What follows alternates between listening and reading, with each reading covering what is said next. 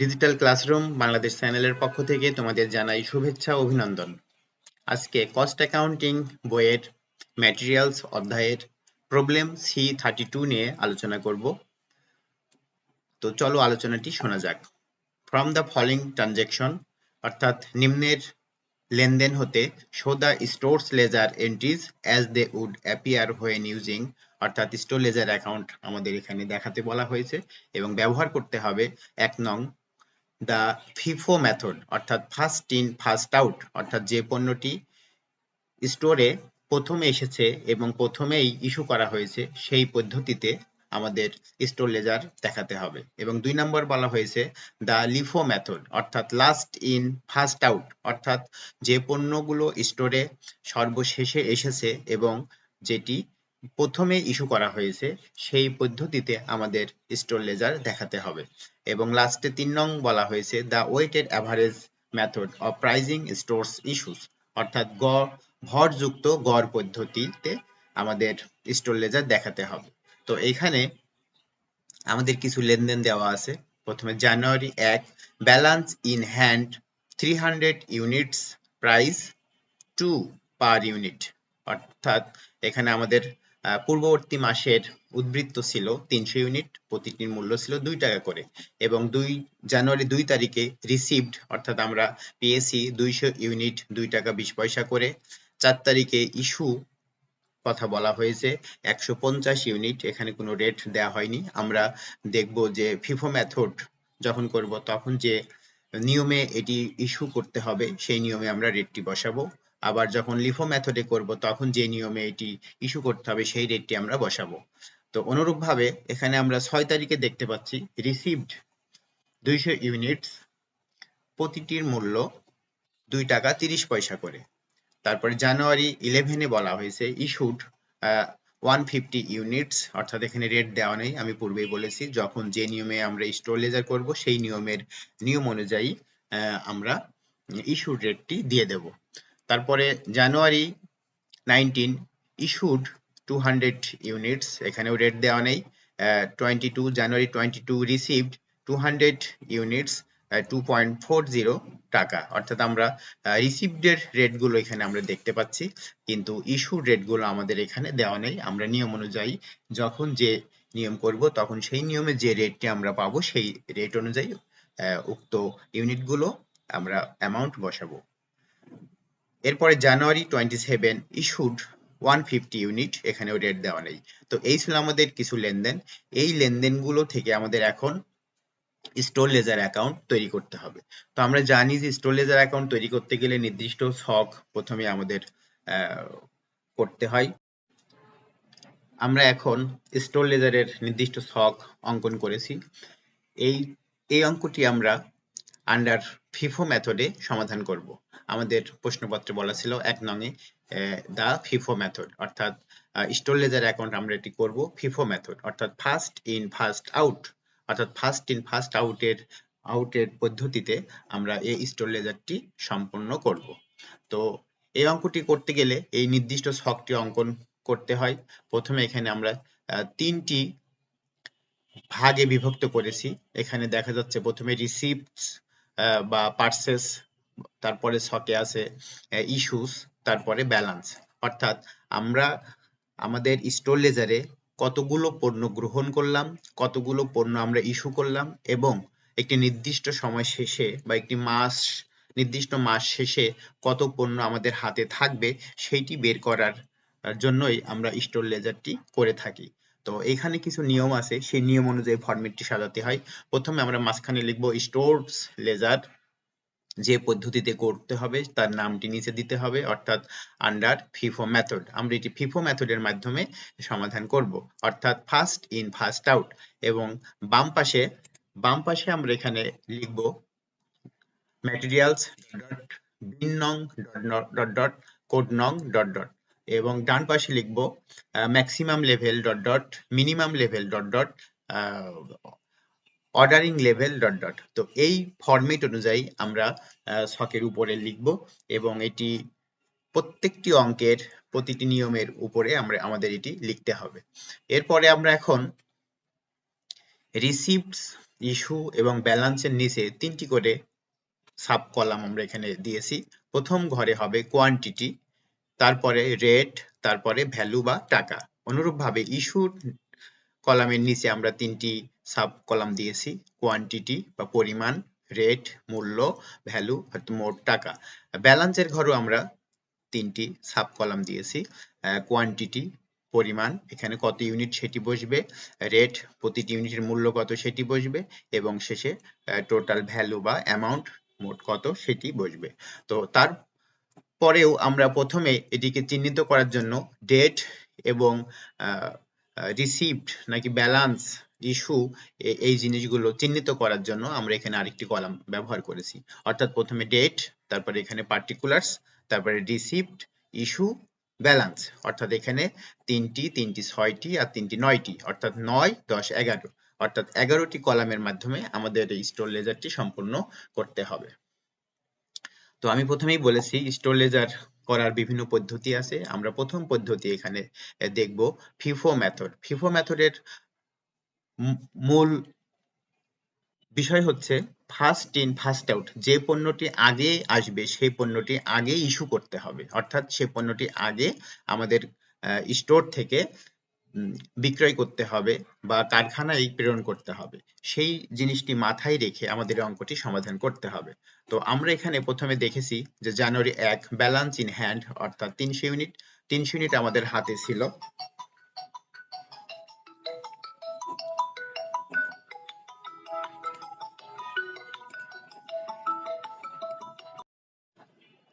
আমাদের প্রথমে আমরা অঙ্কটিতে দেখতে পাচ্ছি জানুয়ারি 1 তারিখে ব্যালেন্স ইন হ্যান্ড, অর্থাৎ আমাদের হাতে ছিল 300 ইউনিট, অর্থাৎ মূল্য ছিল 2 টাকা করে।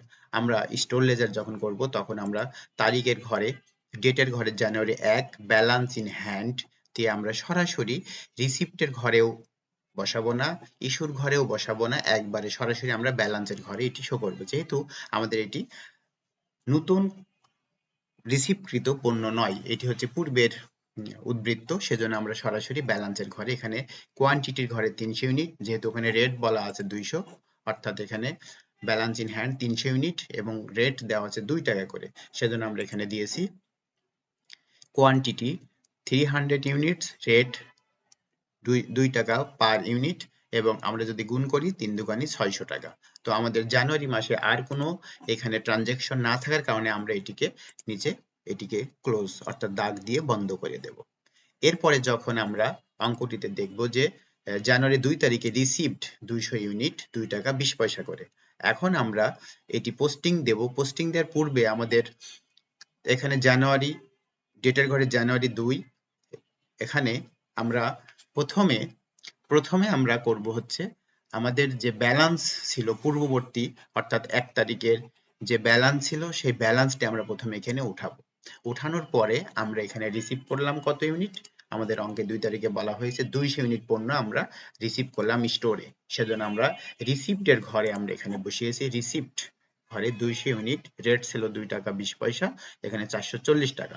যেহেতু এটি নতুন ক্রয়কৃত বা আনয়নকৃত পণ্য বা মালামাল, সেজন্য আমরা পূর্বে আমাদের ছিল যেটি 300 ইউনিট, অর্থাৎ আমরা জানুয়ারি 1 তারিখে যে ব্যালেন্স দেওয়া ছিল সেই ব্যালেন্সটা আমরা এখানে সরাসরি উঠিয়েছি, এখানে কোনো পরিবর্তন না করে উঠাবো, এবং আমরা যে নতুন পণ্যটি পেলাম স্টোরে সেটি তাহার নিচে বসবে, অর্থাৎ 300 এর নিচে 200 বসিয়ে এখানে রেট হবে, এটি রেট 2 টাকা 20 পয়সা 400, অর্থাৎ এইটি সরাসরি এখানে বসাই দিতে হবে।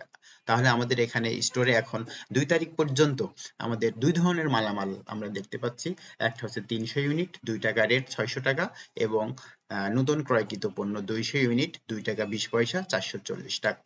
অর্থাৎ আমরা 2 তারিখে যখন আমরা স্টোরটি বন্ধ করব, আমাদের অফিসিয়াল টাইম যদি 5টা হয় বা 4টা হয় বা সন্ধ্যা 7টা হয়, সেই সময় যখন আমরা বন্ধ করব তখন আমরা এটিকে ক্লোজ করে বন্ধ করব। অর্থাৎ আমরা দিনের শেষে আমরা ব্যালেন্স পাচ্ছি 300 ইউনিট 2 টাকা করে 600 টাকা, এবং দিনের শেষে 200 ইউনিট 2 টাকা 20 পয়সা রেটে 440 টাকা। এই দুই ধরনের মাল আমাদের স্টোরে আছে। তাহলে এখানে আমরা দেখব যে প্রথমে আমাদের স্টোরে আগে ছিল 300 ইউনিট 2 টাকা পণ্য, এবং পরে এসেছে 200 ইউনিট 2 টাকা 20 পয়সা রেটের পণ্য 440 টাকা। এই দুই ধরনের মালামাল আমরা এখানে দেখতে পাচ্ছি। পরের ডেটে আমরা দেখি, অর্থাৎ জানুয়ারি 4 তারিখে ইস্যুড বলা আছে 150 ইউনিট, এখানে রেট দেওয়া নেই। এখন এইটাই হচ্ছে ফিফো মেথডের ম্যাজিক। সেটা হচ্ছে যে যেহেতু আমাদের এইখানে ডেট 4 তারিখ ইস্যু, আমরা এটি ইস্যুর ঘরে বসাবো 100, এটা রিসিপ্টের ঘরে বসাবো না, ব্যালেন্সের ঘরেও বসাবো না, আমরা এখন বসাবো হচ্ছে ইস্যুর ঘরে। ইস্যুর কোয়ান্টিটির ঘরে 150 ইউনিট বসাবো। এখন প্রশ্ন যে আমাদের দুই ধরনের পণ্য আছে, অর্থাৎ 2 তারিখ পর্যন্ত আমাদের স্টোরে দুই ধরনের পণ্য ছিল। একটি ছিল 300 ইউনিট 2 টাকা রেট, আরেকটি ছিল 200 ইউনিট 2 টাকা 20 পয়সা রেট।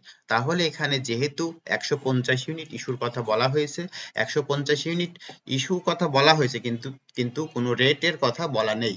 কিন্তু আমরা জানি যে ফিফো মেথডের ক্ষেত্রে ফার্স্ট ইন ফার্স্ট আউট, যে মালটি আগে আসবে, যে পণ্যটি স্টোরে আগে আসবে, সেই পণ্যটি আগেই ইস্যু করতে হবে। সেই দৃষ্টিকোণ থেকে আমরা এখানে দেখতে পাচ্ছি আমাদের 2 তারিখ পর্যন্ত দিনের শেষে 300 ইউনিট পণ্যটি আগে এসেছিল। তাহলে আমরা এখন 300 ইউনিট থেকে আমরা এই 150 ইউনিট পণ্য ইস্যু করব।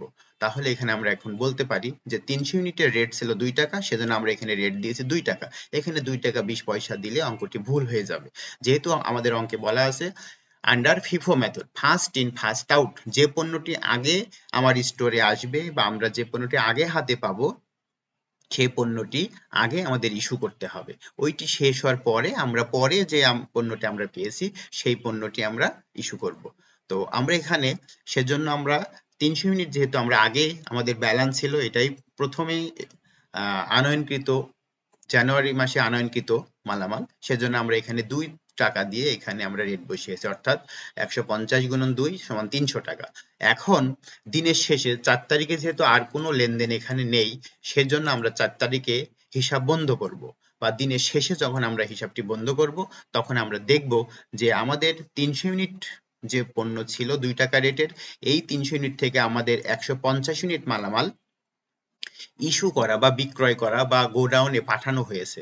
সেজন্য এখানে অবশিষ্ট থাকবে এখন আর 300 থেকে 150 বিয়োগ করলে থাকে 150 ইউনিট, রেট ছিল 2 টাকা 300 টাকা। আর আমরা যেহেতু 200 ইউনিট 2 টাকা 20 পয়সার মালামাল আমরা এখনো অক্ষত অবস্থায় রেখেছি, অর্থাৎ সেখান থেকে কোনো পণ্য আমরা ইস্যু করি নাই, সেজন্য 200 ইউনিট পণ্য ওইভাবেই এখানে বসাতে হবে। তাহলে আমরা এখানে দেখতে পাচ্ছি যখন ব্যালেন্স থেকে ইস্যু হবে তখন ব্যালেন্সটি কমতে থাকবে, আর যখন পণ্য রিসিভড হবে তখন ব্যালেন্স বাড়তে থাকবে। তো এখানে 300 ইউনিট থেকে 150 ইউনিট ইস্যু বাদ দিলে এখানে থাকবে আর 150 ইউনিট। এখন আমরা দেখব পরবর্তী ডেট জানুয়ারি 6, রিসিভ টাকা 200 2 টাকা 30 পয়সা। তাহলে আমাদের রিসিপ্টের কলাম আছে, আমরা রিসিপ্টের কলামে ডেট 6 জানুয়ারি 6 রিসিভড লিখেছি। যেহেতু রিসিপ্টের কলামের মধ্যে আমরা তিনটি সাব কলামের মধ্যে আমরা এটিকে লিখব কোয়ান্টিটি 200 ইউনিট, রেট ছিল 2 টাকা 30 পয়সা, অর্থাৎ 200 ইউনিট 2 টাকা 30 পয়সা। এই 2 টাকা 30 পয়সা দিয়ে যদি আমরা 200 কে গুণ করি তাহলে 460 টাকা। এখন আমি আগেই বলেছি যখন রিসিভ করা হয় স্টোর লেজারের ক্ষেত্রে তখন ব্যালেন্স বৃদ্ধি পায়। তাহলে আমরা 4 তারিখের শেষে দেখেছি দুই ধরনের পণ্য অবশিষ্ট আছে, অর্থাৎ 150 ইউনিট 2 টাকা করে, 200 ইউনিট 2 টাকা 20 পয়সা, এবং এই নতুন যে পণ্যটি আমরা রিসিভ করলাম সেই পণ্যটির মূল্য 2 টাকা 30 পয়সা। যেহেতু রেট ভিন্ন সেজন্য আমরা ব্যালেন্সে ওই দুটি পণ্য আমাদের প্রথমে উঠাতে হবে, উঠিয়ে তার নিচে এই পণ্যটি আমাদের রাখতে হবে। অর্থাৎ প্রথমে আমাদের 150 ইউনিট 2 টাকা করে এই পণ্যটি অবশিষ্ট ছিল, তারপরে 200 ইউনিট 2 টাকা 20 পয়সা করে এই পণ্যটিও আমাদের ব্যালেন্সে ছিল। এখন আমরা স্টোরে নতুন করে পেলাম 200 ইউনিট 2 টাকা 30 পয়সা রেট, অর্থাৎ আমরা এখানে লিখব 2 টাকা 30 পয়সা রেটে 460 টাকা। তাহলে আমরা এখানে দিন শেষে দেখতে পাচ্ছি যে 3 ধরনের পণ্য আমাদের স্টোরের ব্যালেন্সে রয়ে গেল, অর্থাৎ 150 ইউনিট 2 টাকা রেট, 200 ইউনিট 2 টাকা 20 পয়সা রেট এবং 200 ইউনিট 2 টাকা 30 পয়সা রেট। তো এইখানে একটু লক্ষণীয় যে এই তিনটি পণ্যের মধ্যে কোন পণ্যটি আগে এসেছে, অর্থাৎ 150 ইউনিট পণ্য আগে এসেছে, তারপরে এসেছে 200 ইউনিট 2 টাকা 20 পয়সা রেটের পণ্য, তারপরে এসেছে 200 ইউনিট 2 টাকা 30 পয়সা রেট। তো এরপরে আমরা দেখি জানুয়ারি 11 ইস্যুড, আবার ইস্যুড এর কথা বলা হয়েছে 150 ইউনিট, কিন্তু এখানেও কোনো রেট দেওয়া নেই। তো আমরা এখন এই 150 ইউনিট আমরা ইস্যুর ঘরে লিখব, অর্থাৎ ডেট জানুয়ারি 11 ইস্যু। এখানে ইস্যুর ঘরে আমরা বসিয়েছি 150 ইউনিট। এখন প্রশ্নপত্রে আমরা এর কোনো রেট আমরা পাই নাই। তা আমরা জানি যে ফিফো মেথডের ক্ষেত্রে যে পণ্যটি আগে আসবে সেটি আগে বিক্রি করতে হবে, অর্থাৎ পণ্য রিসিভড রেট দেওয়া আছে সেইখান থেকে আমরা রেটটি নিয়ে নেব, অর্থাৎ 150 ইউনিট। এখন আমরা পূর্ববর্তী তারিখে ব্যালেন্সে দেখি যে প্রথমে আমাদের কোন পণ্যগুলো এসেছিল, অর্থাৎ 150 ইউনিট পণ্য আমাদের সবার প্রথমে আমরা পেয়েছি। তাহলে এই পণ্য থেকে আমাদেরকে বিক্রয় করতে হবে বা ইস্যু করতে হবে, অর্থাৎ 150 ইউনিট রেট আমরা নেব এই 2 টাকা রেট, অর্থাৎ 300 টাকা। যেহেতু পণ্য ইস্যু করলে ব্যালেন্সে পণ্য কমে যাবে, সেই জন্য আমরা এখানে লিখব এই 150 ইউনিট যেহেতু বিক্রয় হয়ে গেল বা ইস্যু হয়ে গেল, অবশিষ্ট থাকবে এই দুটি পণ্য, অর্থাৎ 200 ইউনিট 2 টাকা 20 পয়সা এবং এই 200 ইউনিট 2 টাকা 30 পয়সা। এটি আমাদের 11 তারিখের দিন শেষে ব্যালেন্স অবশিষ্ট থাকবে। পরবর্তীতে অঙ্কে আমরা দেখব জানুয়ারি 19 ইস্যুড আবার 200 ইউনিট, অর্থাৎ আবার 200 ইউনিট ইস্যু করার কথা বলা হয়েছে, কিন্তু এখানে কোনো রেট নেই। আমরা অনুরূপভাবে পূর্ববর্তী যে ইস্যুগুলো করেছি, অর্থাৎ আগে যে পণ্যটি এসেছে সেই পণ্যের যে রেট, সেই পণ্যের রেট দিয়ে আমরা ইস্যু করব। তো এখানে 19 তারিখ জানুয়ারি 19 তারিখ ইস্যু, এখানে আমরা ইস্যুর কলামে লিখব, যেহেতু ইস্যুর কথা বলা হয়েছে 200 ইউনিট। এখানে আমরা রেট নেব, এখানে দুই ধরনের রেট, পূর্ববর্তী তারিখের ব্যালেন্সে দুই ধরনের রেট আছে, একটি হচ্ছে 2 টাকা 20 পয়সা, আরেকটি হচ্ছে 2 টাকা 30 পয়সা। তো আমরা যেহেতু আগে এসেছে 200 ইউনিট 2 টাকা 20 পয়সা, এই পণ্যটি আগে বিক্রয় করতে হবে, যেহেতু আমাদের পদ্ধতির নাম হচ্ছে FIFO method, first in first out. সেজন্য যে পণ্যটি আগে এসেছে সেই পণ্যের রেট হচ্ছে 2 টাকা 20 পয়সা। তাহলে আমরা এখানে লিখতে পারবো 200 রেটের ঘরে 2 টাকা 20 পয়সা 440 টাকা। এটি যখন আমাদের ইস্যু সম্পন্ন হয়ে যাবে তখন আমাদের অর্থাৎ ব্যালেন্সে বা স্টোরে আর মালামাল থাকবে এক রেটের মালামাল, অর্থাৎ এই 200 ইউনিট ইস্যু হয়ে গেল, তাহলে এটি আমাদের কারখানা থেকে চলে যাবে বা আমাদের দিয়ে দিতে হবে। তখন আমাদের অবশিষ্ট থাকবে 200 ইউনিট 2 টাকা 30 পয়সা, অর্থাৎ 460 টাকা। তো আমরা এখানে দেখেছি 6 তারিখে আমাদের এখানে 3 ধরনের পণ্য আমাদের গোডাউনে এসেছিল। এখন ইস্যু করতে করতে আমাদের এখন গোডাউনে আর পণ্য থাকলো 200 ইউনিট 2 টাকা 30 পয়সা 460 টাকা, অর্থাৎ এক ধরনের পণ্য আমাদের অবশিষ্ট থাকলো। এরপরে আমরা দেখব অঙ্কে আবার জানুয়ারি 22 রিসিভড 200 ইউনিট 2 টাকা 40 পয়সা। আবার আমরা ইস্যুর রিসিভডের ঘরে লিখব, অর্থাৎ ডেট জানুয়ারি 22 রিসিভড। তাহলে আমাদের রিসিভডের কলামগুলোতে আমরা এটি বসাবো, 200 ইউনিট রেট 2 টাকা 40 পয়সা 480 টাকা। যেহেতু রিসিভ করলে পণ্য আমাদের বৃদ্ধি পায়, এই পণ্যটা আমরা রাখবো কোথায়? এটি আমরা ব্যালেন্সে রাখবো, অর্থাৎ ব্যালেন্সে আগে দেখতে হবে আগের তারিখের কোনো পণ্য আছে কিনা। যেহেতু 200 ইউনিট 2 টাকা 30 পয়সা আছে, আমরা এখানে 200 ইউনিট 2 টাকা 30 পয়সা 460 টাকার পণ্য আমাদের ছিল, ওইটার নিচে আমরা এখানে লিখব নতুন আনয়নকৃত মাল 200 ইউনিট 2 টাকা 40 পয়সা রেট 480 টাকা। এখন আমরা দেখতে পাচ্ছি আমাদের 22 তারিখের দিন শেষে দুই ধরনের পণ্য আমরা আবার লক্ষ্য করছি, 200 ইউনিট 2 টাকা 30 পয়সা, আবার 200 ইউনিট 2 টাকা 40 পয়সা। এখানে আগে আনয়নকৃত মাল হচ্ছে 2 টাকা 30 পয়সা এবং পরে আনয়নকৃত মাল হচ্ছে 2 টাকা 40 পয়সা। এরপরে সর্বশেষ জানুয়ারি 27 ইস্যুর কথা বলা হয়েছে 150 ইউনিট। তো আমরা এটিকে অনায়াসে সহজভাবে লিপিবদ্ধ করতে পারবো, অর্থাৎ ইস্যুর ঘরে আমরা কত ইউনিট পণ্য ইস্যু করেছি? 150 ইউনিট পণ্য, এখানে বলা আছে 150 ইউনিট পণ্য ইস্যু করেছি। এখন যেহেতু অঙ্কে রেট দেওয়া নেই, সেহেতু আমাদের দেখতে হবে যে পূর্ববর্তী তারিখে কোন পণ্যটি আগে আমার গোডাউনে বা স্টোরে এসেছে। আমরা জানি যে 2 টাকা 30 পয়সার পণ্যটি আগে এসেছে, সেজন্য আমরা এই রেটটি দিয়ে এটি ইস্যু করব, অর্থাৎ 150 ইউনিট 2 টাকা 30 পয়সা 345 টাকা। যেহেতু আমার এখানে 2 টাকা 30 পয়সার পণ্য ছিল, 200টি 150টি বিক্রি করলে বা ইস্যু করলে আমার অবশিষ্ট থাকবে আর 50টি। এই 50টি আমরা এখন ব্যালেন্স পাবো।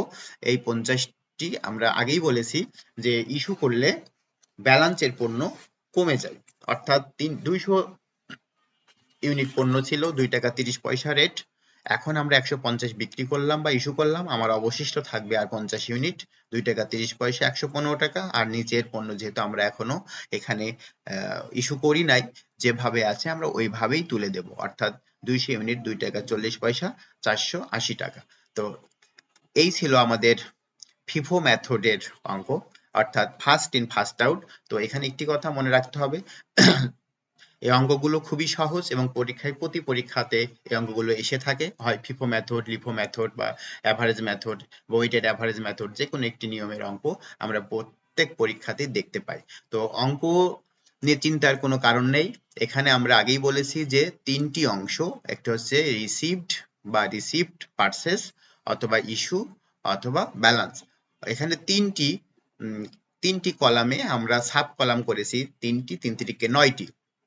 আরেকটি হচ্ছে পার্টিকুলার্স, অর্থাৎ এখানে ব্যালেন্স, রিসিভ না ইস্যু, আমরা সেটি লেখার জন্য এখানে একটি কলাম করেছি, আর একটি ডেট, অর্থাৎ 3 তিরিকে 9, 10, 11, 11টি কলামের মাধ্যমে এই অঙ্কটি সম্পূর্ণ করা যাবে। আর সবচেয়ে বড় কথা যে ইস্যু করার সময় আমাদের খেয়াল রাখতে হবে ইস্যুর রেট কখনো দেওয়া থাকে না, অর্থাৎ পূর্ববর্তী তারিখে দেখতে হবে যে পণ্যটি আগে এসেছে সেই পণ্যের যে রেট থাকবে সেইখান থেকে আমাদের ইস্যুর রেটটি বসায় ইস্যু করতে হবে, এবং ইস্যু করলে ব্যালেন্সের পণ্য কমে যায় এবং রিসিভড করলে ব্যালেন্সের পণ্য বৃদ্ধি পায়। অর্থাৎ ব্যালেন্স রিসিভ করলে পণ্যটি আমরা নিচে যে রেখে দেব, আর ইস্যু করলে আমরা ব্যালেন্সের যে রেটের পণ্য বিক্রি করব সেইখান থেকে এটি বিয়োগ করে ব্যালেন্স করব। তো এই ছিল ফিফো মেথড। এখন আমরা দেখব লিফো মেথডে এটি কিভাবে সমাধান করা যায়।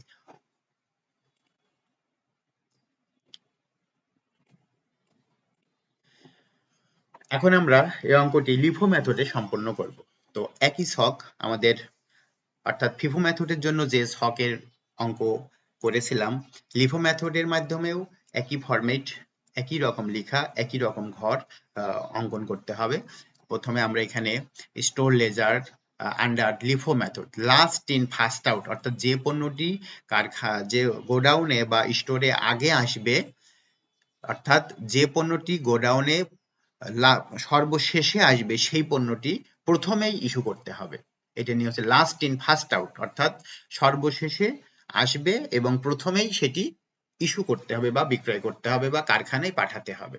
তো এই হচ্ছে অঙ্কের মূল থিম। তো এখন আমরা আগে যে ফরম্যাট ছিল ম্যাটেরিয়ালস ডট ডট বিন নং কোড নং, আর ডান পাশে ছিল ম্যাক্সিমাম লেভেল, মিনিমাম লেভেল এবং রিঅর্ডার লেভেল বা অর্ডারিং লেভেল। তো এখানেও রিসিভড, ইস্যু, ব্যালেন্স। এখানে রিসিপ্টের 3টি column, quantity, rate, value, issue, quantity, rate, value, balance, quantity, rate, value, আর একটি পার্টিকুলার্স, ডেট। তো এখন আমরা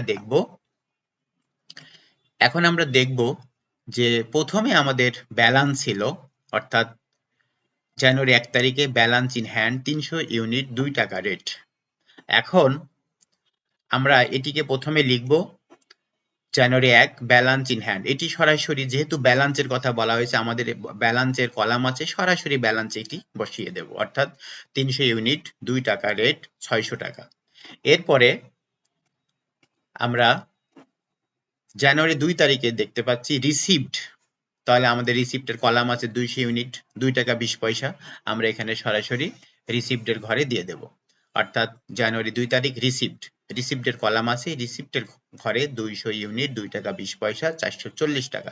তাহলে আমাদের ব্যালেন্স ছিল 300 ইউনিট, 2 টাকা 600 টাকা, ওইটা আমরা লিখে তার নিচে নতুন রিসিপ্টকৃত বা আনয়নকৃত মালটি আমরা ওর নিচে বসিয়ে দেব, অর্থাৎ 200 ইউনিট, 2 টাকা 20 পয়সা, 440 টাকা। তাহলে আমাদের 2 তারিখের দিন শেষে আমাদের 2 ধরনের পণ্য আমরা স্টোরে দেখতে পাচ্ছি। একটি হচ্ছে 300 ইউনিট, 2 টাকা 600 টাকা, আর হচ্ছে 200 ইউনিট, 2 টাকা 20 পয়সা, 440 টাকা। এরপরে আমরা জানুয়ারি 4 তারিখে দেখব ইস্যু 150 ইউনিট।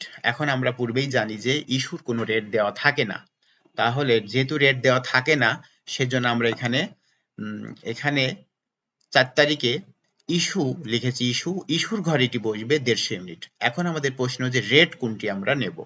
এখন পূর্ববর্তী তারিখে 2 ধরনের রেট আছে, একটা হচ্ছে 2 টাকা আর একটা হচ্ছে 2 টাকা 20 পয়সা। যেহেতু পদ্ধতিটির নাম LIFO method, last in first out, সেই কারণে আমাদের যে পণ্যটি লাস্টে ইন করেছে, অর্থাৎ কারখানা স্টোরে যে পণ্যটি লাস্টে ইন করেছে সেটি প্রথমে আউট করতে হবে, অর্থাৎ লাস্ট ইন ফার্স্ট আউট, লাস্টে ঢুকবে কিন্তু প্রথমে বেরোবে।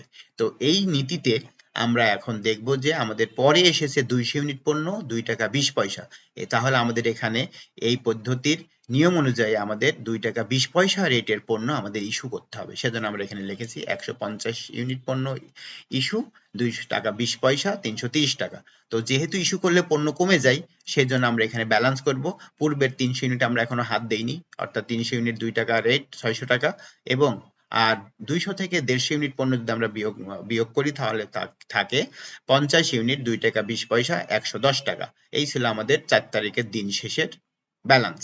এখন আমরা দেখব 6 তারিখে আবার রিসিপ্ট 200 ইউনিট 2 টাকা 30 পয়সা। রিসিপ্টের রেট দেওয়া থাকে কিন্তু ইস্যুর রেট দেওয়া থাকে না। তো আমরা 6 তারিখে ডেট জানুয়ারি 6 রিসিপ্টের কলামে আমরা এখানে লিখব 200 ইউনিট 2 টাকা 30 পয়সা 460 টাকা। আমরা রিসিভ করলে এটি নিয়ে যাব ব্যালেন্সে, অর্থাৎ পূর্ববর্তী যে ব্যালেন্স আছে সেটা ওইভাবেই উঠিয়ে তার নিচে এই পণ্যটি রাখবো। অর্থাৎ 200 ইউনিট আমরা এখানে রেখেছি, আগের যে দুটি পণ্য 2 রেটের পণ্য আছে সেটি আমরা আগে উঠাবো, তারপরে নতুন রিসিভকৃত পণ্যটি আমরা সর্বশেষে এখানে রাখবো নির্দিষ্ট রেট অনুযায়ী, অর্থাৎ 200 ইউনিট 2 টাকা 30 পয়সা 460 টাকা। তাহলে আমরা 6 তারিখে দিন শেষে আমরা দেখতে পাচ্ছি যে তিন ধরনের রেটের পণ্য এখানে আমরা দেখতে পাচ্ছি। এখন 11 তারিখ অর্থাৎ ইস্যুড জানুয়ারি 11 তারিখে ইস্যু 150 ইউনিট, আমরা আবার ইস্যুর ঘরে বসাবো। 11 তারিখ ইস্যু 150 ইউনিট। এখন প্রশ্ন, এখানে 3 রকমের পণ্য আছে, 2 টাকা রেট আছে, 2 টাকা 20 পয়সা রেট আছে, 2 টাকা 30 পয়সা রেট আছে। তো আমরা যেহেতু লিফো মেথডে অঙ্ক করছি, লাস্ট ইন ফার্স্ট আউট, তো আমাদের আগের তারিখ পর্যন্ত সর্বশেষে যে পণ্যটি এসেছে সেটি হচ্ছে 200 ইউনিট 2 টাকা 30 পয়সা, অর্থাৎ সর্বশেষে আমার স্টোরে আনয়ন করেছি 200 ইউনিট 2 টাকা। তাহলে আমরা জানি যে এই পণ্যটি আমাদের আগে ইস্যু করতে হবে, যেহেতু লাস্ট ইন ফার্স্ট আউট, লাস্টে ঢুকবে এবং প্রথমে তাকে ইস্যু করতে হবে বা বের করতে হবে। তো এখানে 200 ইউনিট থেকে আমরা যদি এইটি 150 ইউনিট ইস্যু করি তাহলে রেট হবে 2 টাকা 30 পয়সা, 345 টাকা। এখন অবশিষ্ট থাকবে প্রথম 300 ইউনিট ওইভাবেই থাকবে, তারপরের 50 ইউনিট 2 টাকা 20 পয়সা 110 টাকা এভাবেই থাকবে। এখন এই 200 থেকে যেহেতু 150 ইউনিট বিক্রয় করা হলো বা ইস্যু করা হলো বা কারখানায় পাঠানো হলো, তাহলে অবশিষ্ট থাকবে এই 200 থেকে 50 ইউনিট 2 টাকা 30 পয়সা 115 টাকা। তো দিন শেষে আমাদের আবার এখানে 3 ধরনের পণ্য অবশিষ্ট থাকলো। তারপরে আমরা দেখব 19 তারিখ, অর্থাৎ 19 তারিখে আবার ইস্যু 200 ইউনিট। তো আমরা দেখি এটি কিভাবে ইস্যু করা যায়। এখানে জানুয়ারি 19 ইস্যু লিখেছি, ইস্যুর ঘরে আমরা যেহেতু এখানে ইস্যু একবারে বলা হয়েছে 200 ইউনিট, ইস্যু দেওয়া হচ্ছে 200 ইউনিট। এখন আমরা দেখব যে 19 তারিখে 200 ইউনিট পণ্য আমরা এখানে একবারে লিখতে পাচ্ছি না। কেন লিখতে পাচ্ছি না? যেহেতু সর্বশেষে এখানে পণ্য আছে 2 টাকা 30 পয়সার, এইখানে থেকে আমি 200 ইউনিট পণ্য আমি বিক্রয় করতে পারছি না। যেহেতু লাস্ট ইন ফার্স্ট আউট যে পণ্যটি সর্বশেষে আসবে সেই পণ্যটি আগে ইস্যু করতে হবে। তো সর্বশেষে এখানে এসেছিল 50 ইউনিট, তো আমার 200 ইউনিট পণ্য তো এখান থেকে বিক্রি করতে পারবো না, আগে এই পণ্যটি শেষ করে তার উপরেরটি আমাকে ধরতে হবে, তারপরটি শেষ করে তার উপরের পণ্য ইস্যু দেখাতে হবে। তো আমার যেহেতু 200 ইউনিট পণ্য ইস্যু করেছি, সেহেতু শেষের 50 ইউনিট প্রথমে আমরা দেখাবো। 50 ইউনিট 2 টাকা 30 পয়সা 115 টাকা। তারপর এটি শেষ হয়ে গেলে আমি এই বান্ডিল থেকে, অর্থাৎ 50 ইউনিট 2 টাকা 20 পয়সা রেটে 110 টাকা, যেহেতু 100 ইউনিট চলে গেল, আরো 300 থেকে আমাকে আরো 100 ইউনিট পণ্য আমাকে দিতে হবে। তাহলে 300 থেকে যদি আমি 100 ইউনিট দেই, এখানে রেট হবে 2 টাকা। তো এখন যদি এই 200 ইউনিট পণ্য ইস্যু করার পরে আমরা ব্যালেন্স করি, তাহলে আমরা দেখব এই নিচের পণ্যটি শেষ হয়ে গিয়েছে, এই 2 টাকা 20 পয়সা রেটের পণ্যও শেষ হয়ে গিয়েছে, এবং 300 থেকে 100 ইউনিট পণ্য আমরা ইস্যু করেছি, থাকে অবশিষ্ট আর 200 ইউনিট, অর্থাৎ রেট 2 টাকা, অর্থাৎ 200 ইউনিট পণ্য 2 টাকা রেট 400 টাকা। এই পণ্যটি আমার স্টোরে অবশিষ্ট বা ব্যালেন্স হিসাবে থাকবে। এরপরে আমরা দেখব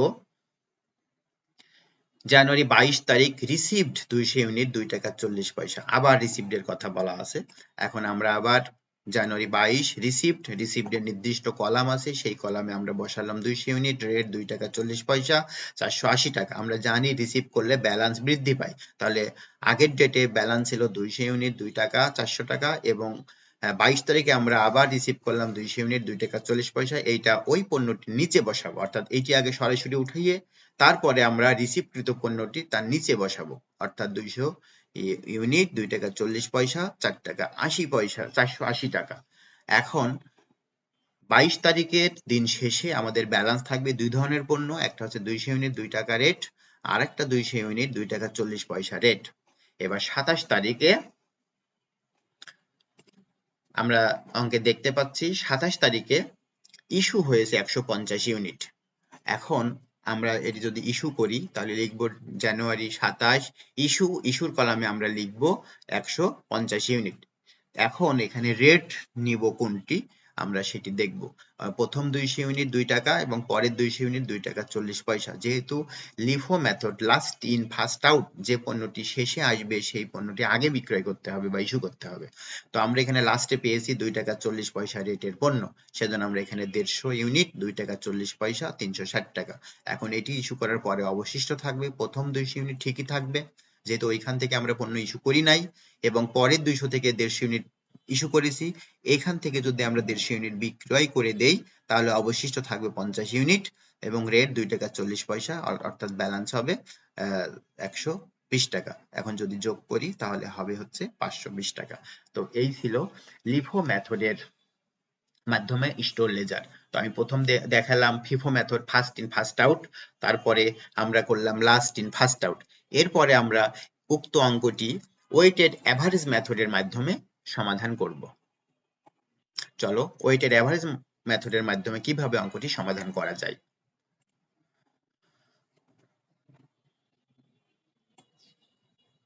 তো এখানে store ledger under weighted average method ভারযুক্ত গড় পদ্ধতি, এখানেও একই ফরম্যাট, অর্থাৎ ম্যাটেরিয়ালস, বিন নং, কোড নং, maximum level, minimum level, reorder বা অর্ডারিং লেভেল।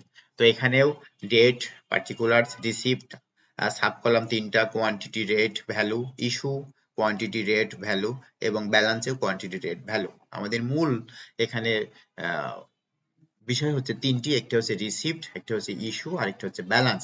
আমি একটি নির্দিষ্ট সময়ের মধ্যে কতগুলো পণ্য রিসিভ করলাম, কতগুলো পণ্য আমার স্টোর থেকে ইস্যু করলাম এবং কতগুলো পণ্য আমার অবশিষ্ট থাকলো সেটি জানা এবং সেই জ্ঞানটি রাখার জন্যই স্টোর লেজার করতে হয়। তো এই যেহেতু পূর্বে আমি ফিফো মেথডের মাধ্যমে অঙ্কটি সম্পূর্ণ করেছি, অর্থাৎ ফার্স্ট ইন ফার্স্ট আউটের মাধ্যমে, এবং দ্বিতীয় অঙ্কটি আমরা দ্বিতীয় পদ্ধতি যেটি ছিল লিফো মেথড অর্থাৎ লাস্ট ইন ফার্স্ট আউট, এবার আমরা করব ওয়েটেড অ্যাভারেজ মেথড অর্থাৎ ভারযুক্ত গড় পদ্ধতি। এটা গড় রেট অনুযায়ী আমরা ইস্যু করব তো বা ব্যালেন্স করব।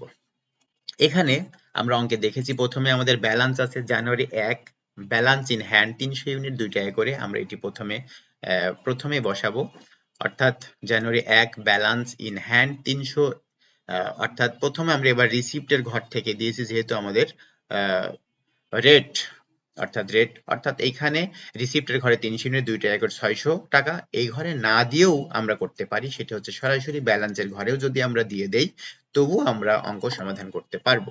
অর্থাৎ কোয়ান্টিটি 300 ইউনিট, ব্যালেন্স রেট 2 টাকা অর্থাৎ 600 টাকা, সরাসরি এটি বসালাম। তারপরে জানুয়ারি 2 রিসিভ 200 ইউনিট 2 টাকা 20 পয়সা। এখন আমরা রিসিভ করেছি, এটি আমাদের নিশ্চিত রিসিপ্টের ঘরে বসাতে হবে, অর্থাৎ জানুয়ারি 2 তারিখ রিসিপ্ট, অর্থাৎ রিসিপ্টের ঘরে 200 ইউনিট 2 টাকা 20 পয়সা 440 টাকা। এখন আমাদের প্রশ্ন হচ্ছে, যেহেতু এটি বলা আছে আন্ডার ওয়েটেড অ্যাভারেজ মেথড, আমাদের গোডাউনে বা স্টোরে বিভিন্ন জায়গায় এই পণ্যগুলো না রেখে আমাদের একটি সব পণ্যগুলোকেই মনে করতে হবে এক রেট, সেজন্য আমাদের এটিকে গড় একটি হিসাব করতে হবে। সেজন্য আমাদের দেখতে হবে ব্যালেন্স আমাদের মোট কত পণ্য ছিল, 300 কোয়ান্টিটি ছিল। আমরা এখন নতুন করে কিনলাম কতটুকু পণ্য বা রিসিভ করলাম 200 পণ্য, তাহলে এই 300 আর এই 200 মিলে মোট কতটুকু পণ্য হলো, 500 ইউনিট হলো। অর্থাৎ আমার আগের ব্যালেন্সে ছিল 300 ইউনিট, নতুন আনয়নকৃত মালামাল হচ্ছে 200 ইউনিট, মোট হলো 500 ইউনিট। এখন আমাকে দেখতে হবে আগে আমাদের মোট টাকা ছিল কত, 600 টাকা, এখন আমরা কিনলাম 440 টাকা, তাহলে মোট হলো 1040 টাকা। এই 1040 টাকাকে আমাদের মোট ইউনিট 500, অর্থাৎ 1040কে যদি 500 দিয়ে ভাগ দেই তাহলে আমাদের এভারেজ একটি রেট হবে, সেটি হবে 2 টাকা 8 পয়সা, অর্থাৎ 2.08 টাকা প্রতি ইউনিটের মূল্য এভারেজ বা গড় হিসাবে আমাদের দাঁড়াচ্ছে 2.08 টাকা। এটি হচ্ছে গড়। অর্থাৎ আমরা এখানে এই নিয়মে আমরা করব সেটি হচ্ছে মোট আমার গোডাউনে কতটুকু পণ্য আছে, আগের ব্যালেন্স কত, আমি এখন কতটুকু পেলাম সেটা একসাথে যোগ করতে হবে। যোগ করে মোট কোয়ান্টিটির ঘরে বসাবো এবং টাকাটি আগে যোগ করতে হবে। আগে ছিল 600 টাকা, আবার আসলো 440, তাহলে মোট হলো 1040। এখন রেটটি আমি আগেই পাবো না, অর্থাৎ ভ্যালু বা মোট টাকাকে যদি মোট ইউনিট দিয়ে ভাগ করি রেটটা আমরা তৃতীয় ধাপে পাবো।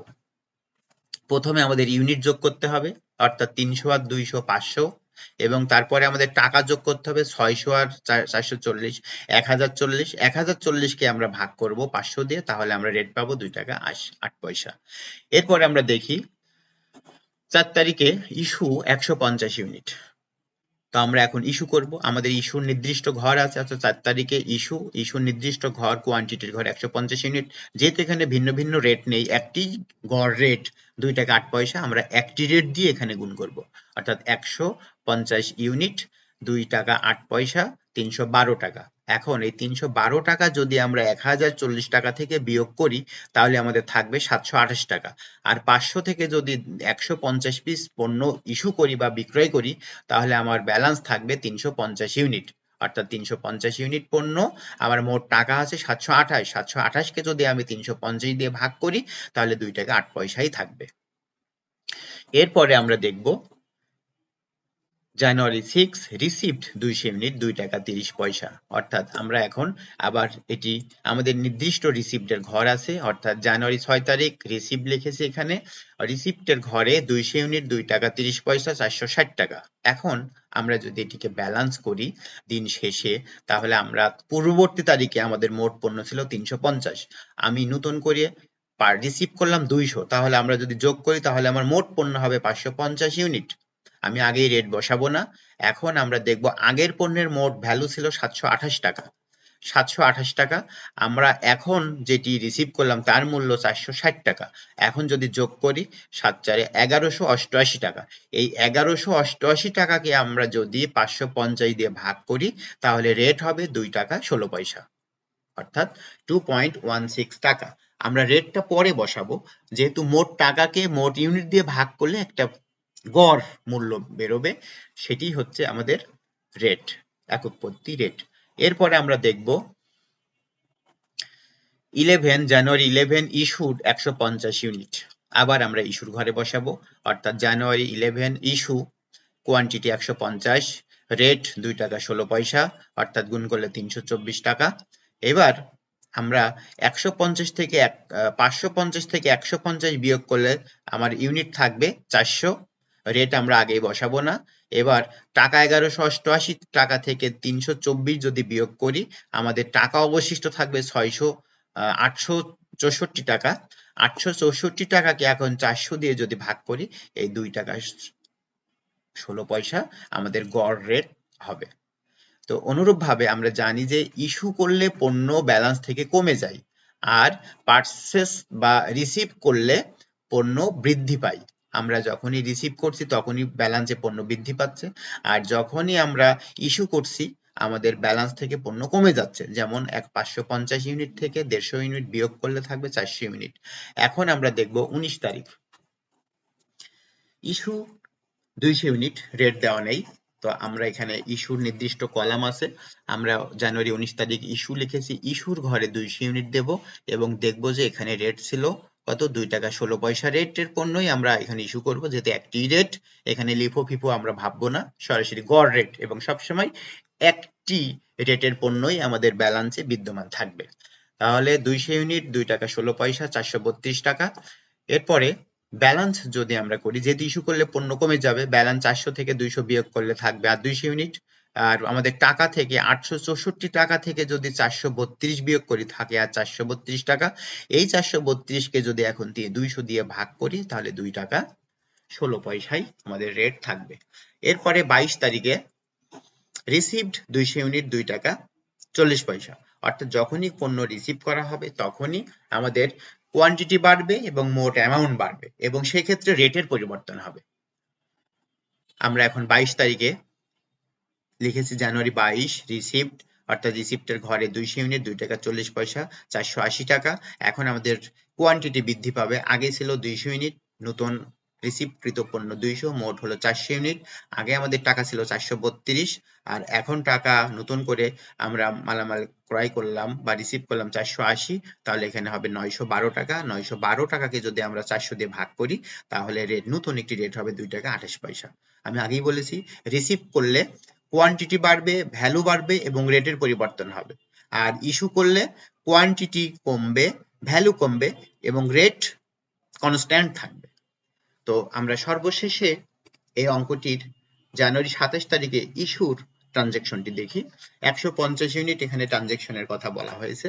আমরা জানুয়ারি 27 ডেটের ঘরে লিখলাম, ইস্যু লিখলাম এবং ইস্যুর ঘরে আমরা লিখব 150 এবং যেহেতু এখানে একটি রেট 2 টাকা 28 পয়সা, অর্থাৎ 2 টাকা 28 পয়সা লিখে গুণ করলে 342 টাকা। আমি আগেই বলেছি ইস্যু করলে কোয়ান্টিটি কমবে, অর্থাৎ 400 থেকে 150 যদি আমরা বিয়োগ করি তাহলে থাকবে 250 ইউনিট। আর টাকা 912 টাকা থেকে আমরা ইস্যু আর 342 টাকা যদি বিয়োগ করি, অবশিষ্ট টাকার পণ্য থাকবে 570 টাকার পণ্য থাকবে। এখন 570 কে যদি আমরা 250 দিয়ে ভাগ করি তাহলে আমাদের একটি নতুন বা আমাদের যে রেট হবে, যে রেটটি ছিল সেই রেটটি হবে, অর্থাৎ 2 টাকা 28 পয়সা। আমি আগেই বলেছি যে রিসিভ করলে কোয়ান্টিটি বৃদ্ধি পায়, ভ্যালু বৃদ্ধি পাবে এবং রেট পরিবর্তন হবে। আর ইস্যু করলে কোয়ান্টিটি কমবে, ভ্যালু কমবে কিন্তু রেট কনস্ট্যান্ট থাকবে, অর্থাৎ আমাদের যে রেট ছিল, যেহেতু ইস্যু করেছে 150 ইউনিট 2 টাকা 28 পয়সা, আমাদের সেই রেটই এখানে অবশিষ্ট থাকবে। তো এই ছিল ওয়েটেড অ্যাভারেজ মেথডের অঙ্ক। তো আজকে আমি প্রথমে এই অঙ্কটি সমাধান করলাম 3টি মেথডে। প্রথম হচ্ছে FIFO method, first in first out, যে পণ্যটি স্টোরে আগে আসবে সে পণ্যটি আগে ইস্যু করতে হবে, অর্থাৎ আগে আসে আগে যায় পদ্ধতি। এরপরে 2 number LIFO method, last in first out, অর্থাৎ পরে আসে আগে যায়, অর্থাৎ পরে আসবে কারখানাতে স্টোরে এবং প্রথমেই এটিকে ইস্যু করতে হবে। আর ওয়েটেড অ্যাভারেজ মেথড, এটা হচ্ছে ভারযুক্ত গড় পদ্ধতি, মোট কতটুকু পণ্য আমরা স্টোরে পেলাম এবং মোট কত টাকার পণ্য পেলাম, অর্থাৎ মোট টাকাকে মোট ইউনিট দিয়ে যদি ভাগ করি আমরা সেক্ষেত্রে আমরা নির্দিষ্ট রেট, ইউনিট প্রতি রেট পেয়ে যাব। তো এই ছিল আজকের ভিডিও ক্লাস। পরবর্তী ভিডিও ক্লাস দেখার আমন্ত্রণ জানিয়ে আমি আজকের মতো এখানে শেষ করছি। ধন্যবাদ সবাইকে।